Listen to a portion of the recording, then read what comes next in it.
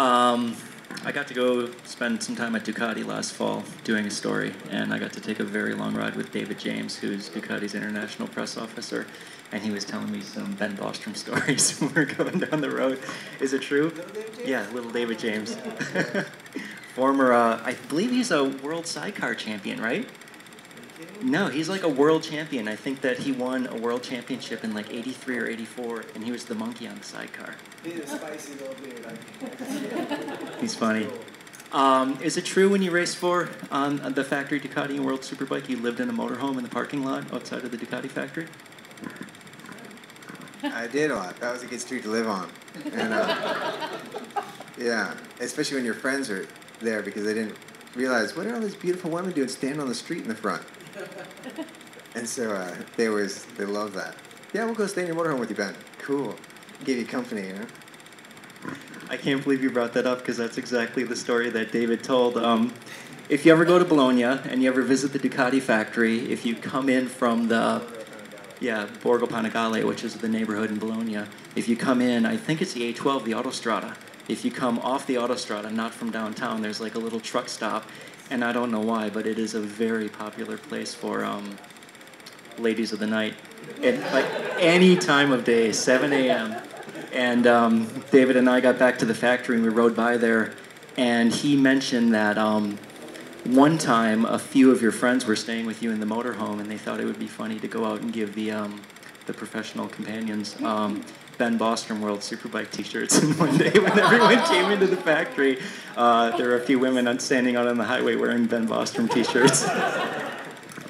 That's pretty classic. I tell you, my friends would always laugh too because they'd be standing out there, cars would pull up, talk to them, they'd pull up, and they'd be just watching, and they go, the best, I gotta go find out what this is about. He goes up there, and he comes back, it's $25. What the shit are they arguing about? Like, and it was unbelievable, and they would laugh because they, Or only 2 t-shirts. 2 t-shirts, yeah, that works too. My friend would just bring him coffee. He just bring him coffee in the middle of the night because it's freezing out there. Literally, they're wearing nothing, and it gets cold nearly. And so, I don't know, that works too. Are any of you guys here does anyone follow Ben on Twitter or Facebook friends with him? So, Ben, you are one of the most connected and communicative of all of the AMA Pro racers. I just wanted to ask you, why it's so important for you to reach out to your fans and what you get out of the two-way interaction you have with them, because it seems like you have a really close relationship with your fans, closer than most racers. That's why we're put here, you know? We're like these little cells meant to kind of interact, and I'm here.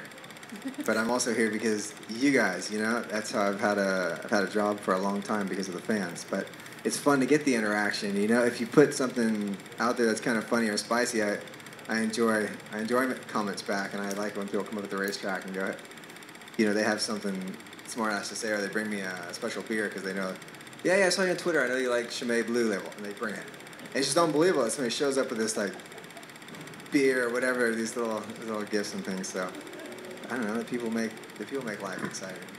You know, otherwise you're a hermit. You just don't want to be replaced.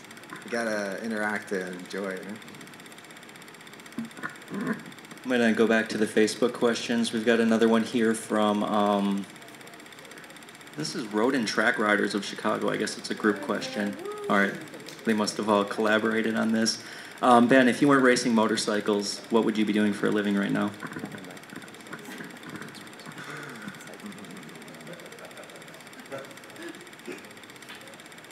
I don't know. When I was a kid, I wanted to be Tony Hawk, you know? So that was my goal. I quit riding my motorcycle for 4 years to skateboard. So maybe that would be somewhere over there. But because I'm bikes, and then if I quit recently or even a couple years ago, definitely the nutrition field. I have a few products I actually want to put out there and help make big gains. We stopped at Whole Foods on the way here, and I just can't believe it. But they're starting to put them everywhere, and that's not a cheap place to shop. It's whole paycheck. I mean, it's $100 a bag, right?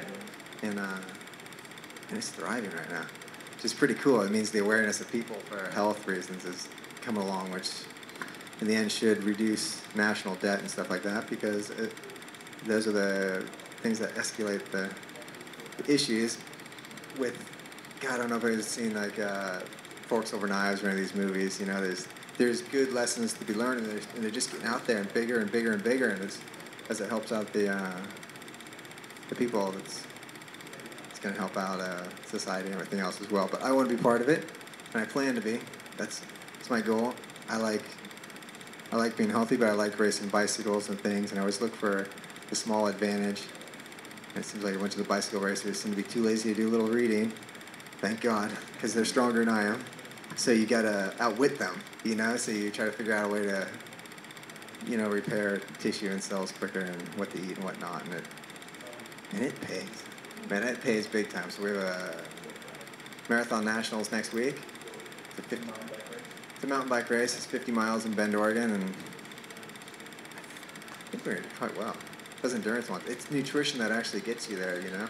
It's amazing that I think about 1/3 of the fans come up with me and they have some kind of nutrition question. And I think that is so cool. Somehow we've put ourselves there. And I get to use you guys as a springboard to get into my nutrition thing, you know, later on, which is great. And those questions, I don't know that question. You know, then I got to go research it and take a look at it as well. So that'd be my field. Gonna be soon. Do you think you'll stay involved in the motorcycle industry after your racing career winds up? Oh yeah. I hope to have a little fella racing one of these days. You know, the motorcycles, first love always has been. It's like you know, when you're a little kid back in the day, it was probably like a horse. You know, you wanted a horse and you wanted to be a cowboy because cowboys were cool. And now it's a motorcycle, which is the modern day horse. That's still the cowboy. And it's, you know, everyone rides them. Male, female, kids, grandpa. It's pretty amazing tool, and I plan to be that guy and bring the little kids up there. It's like freedom when you get out on the bike. You know, you're kind of be cooped up in the office or doing something or in an awful mood, and you leave, whether it's your bicycle or motorcycle, but anything with two wheels where you feel the wind in your face and you're gone. There's no one talking to you. You come back an hour later, you're like a new man, and you're ready to, you know, associate with what's going on. So it's good.